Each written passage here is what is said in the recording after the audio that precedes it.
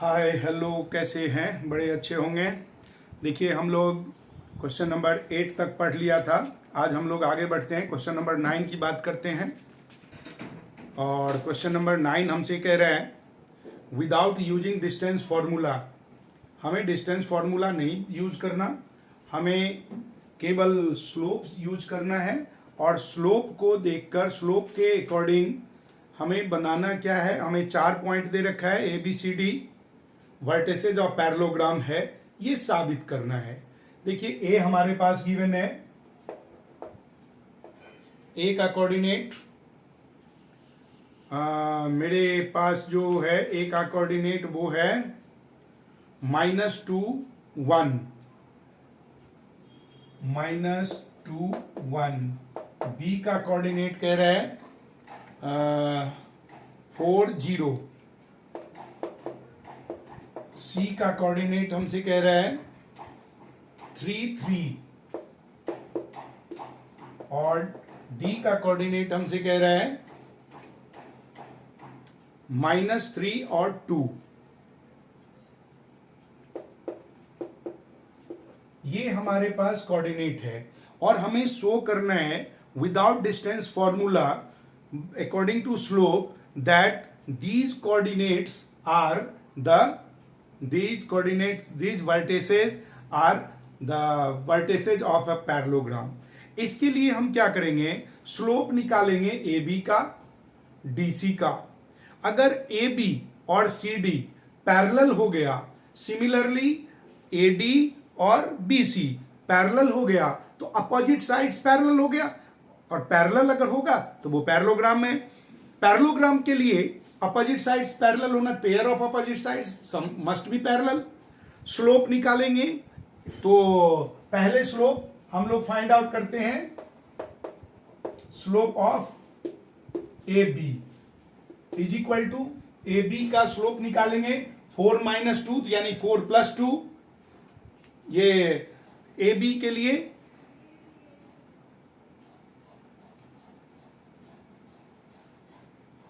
Formula हमारा वही होगा जो कंटिन्यू होता रहा है। ए बी के लिए हमारा 4 + 2 एक्स नहीं, ये गलत, 1 - 0 0 - 1 y2 0 - 1। तो ये मॉडुलस लेते हैं, यानी कि 1 और 4 + 6, तो दैट इज 1/6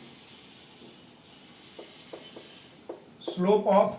ऐसे हम लोग चलो फॉर्मूला लगा के y2 - y1 upon x2 - x1 लगा के करें तो ये अपना बन जाएगा 0 - 1 अपॉन x2 हमारे पास है 4 माइनस और minus +2, this is equal to 1/6। तो ये हमारा क्या बन गया, 1/6 माइनस, ये माइनस का था तो ये स्लोप जो होगा वो 1/6 बना। अब slope of B, A B मिल गया तो सी डी, के लिए -3 और ये 3 - 2 अपॉन 3 है, तो 3 + 3 1/6। ये भी 1/6 हो गया। यहां पर क्या हो गया, slope of A B is equal to slope of C D. So अगर दोनों का स्लोप इक्वल है तो A B parallel C D, first equation. अब हम निकालेंगे स्लोप ऑफ बी सी। पहले हम बी सी निकाल लें। बी सी के लिए स्लोप, बी और सी के लिए स्लोप निकालेंगे तो 3 - 0 अपॉन 3 - 4, 3 - 0 यानी कि 3/(-1 - 3) और स्लोप ऑफ ए डी। ए और डी का बीच का स्लोप निकालें तो ये हो जाएगा अपना 3 - 0, BC का निकल गया। इसके बाद AD का निकालेंगे 3 - तो ये हो गया 2 + 1 अपॉन 3 2 -3 + 2 3 अपॉन -1 दैट मीन्स -3। यहां पर slope of BC is equal to slope of AD, so BC parallel AD।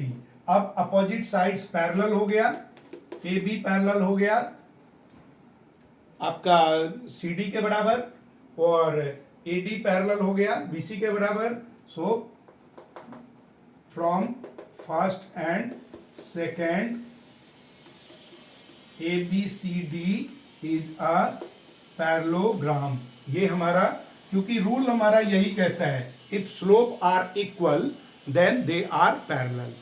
कोई भी लाइन का, दो लाइन जिसका स्लोप एक समान होगा तो वो पैरेलल होगा, क्योंकि स्लोप एक समान है तो उतने ही डिग्री से वो एंगल बनेगा एक्स एक्सिस के साथ। इसलिए आइए क्वेश्चन नंबर 10। क्वेश्चन नंबर 10 कह रहा है फाइंड द एंगल। देखो, जो अभी आपने ज्वाइन किया है तो आपको सब्सक्राइब कर लेना है, क्योंकि इसके सारे क्वेश्चंस हमें करना है। 12 क्वेश्चन बहुत इंपॉर्टेंट है, हम लोग करते हैं, अगले वीडियो में उसको करेंगे, लेकिन आज कम से कम कोशिश करते हैं कि आगे जितना बन सके। Find the angle between x axis and the line joining the point. Point हमें दे रखा है, दो पॉइंट मान लीजिए, पीक पॉइंट दे रखा है 3 -1 लेट, और क्यू पॉइंट हमें दे रखा है 4 -2। अब P और Q हमने लेट कर लिया, ये दो हमारे पास पॉइंट है और इसका एंगल हमें फाइंड आउट करना। तो हम पहले स्लोप निकालेंगे, slope of PQ। Slope of PQ, जब P और Q का स्लोप निकालेंगे तो -2 +1 अपॉन 4 -3, ये क्या मिला -1 upon 1, this is equal to -1। Slope हमारा इसका -1 मिल गया, यानी स्लोप जो होता वो tan थीटा होता है, tan theta is equal to -1। अब tan theta is equal to -1, 1 होता है 45 डिग्री में, लेकिन ये थीटा जो है वो माइनस में है और थीटा हमारा माइनस में है 45, तो 90 + 45, that means tan theta is equal to -1 है, तो 10 90 प्लस में जाएगा। आफ्टर स्कूल टू कॉलेज वाला फॉर्मूला लगाते हैं, 45 में होता है -1, इसलिए 90 + 45 हो जाएगा। That means tan theta is equal to tan 135 degree, tan cancel, theta is equal to 135 degree. Second quadrant में गया ये, और सेकेंड क्वाड्रेंट में 135 डिग्री पे इसका एंगल बनेगा। ये आंसर हो गया। क्वेश्चन नंबर, अगर हम 11th की बात करें तो इसमें कह रहा है कि the slope of a line is double of slope of another line. एक लाइन से दूसरे का स्लोप डबल है if the tangent of the angle between them is 1/3, find the slope of the line. उस लाइन का slope निकालना है। मान लीजिए लेट स्लोप्स आर M1 और एंड M2। दो स्लोप है, दो लाइन है, तो एक का M1 और दूसरे का M2। हमें गिवन क्या है, M1 is equal to twice M2। हम लिख सकते हैं कि M1 जो एक का स्लोप जो है वो डबल है दूसरे से, तो M1 is equal to twice of M2। और हमें साथ में दे रखा है कि tan theta is equal to 1/3, tan theta is equal to 1/3। और हम लोग जानते हैं tan थीटा क्या होगा, tan का 1/3 लेने के लिए, थीटा हमारा M1 और M2 दोनों के लिए, तो हम क्या यूज करेंगे, फॉर्मूला tan a - b का फॉर्मूला आपको याद होगा, यानी this is equal to m1 minus m2 upon 1 plus m1 m2 a minus B का ये फॉर्मूला होता है 10 a माइनस बी, याद करो। तो ये हमने एक तो m1 है, दूसरा m2 है।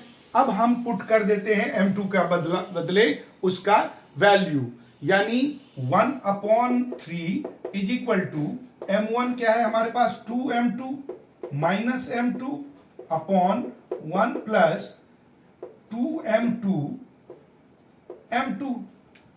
हमने उसका वैल्यू पुटअप कर दिया जो हमें गिवन है। ये क्या बन जाएगा, दिस इज इक्वल टू, ऊपर तो m2 बचेगा, 2m2 में से एक m2 माइनस करेंगे तो केवल m2 बचेगा, और यहां क्या बचेगा 1 प्लस 2m2 का square. 1/3 is equal to m2 upon 1 plus 2m2 square. अब देखिए यार 3m2 इज इक्वल टू क्या होगा,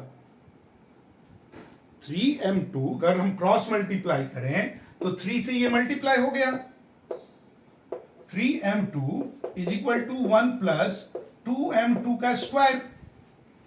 अब हम इसको इधर ले आते हैं तो ये अपना क्वाड्रेटिक इक्वेशन बन जाएगा।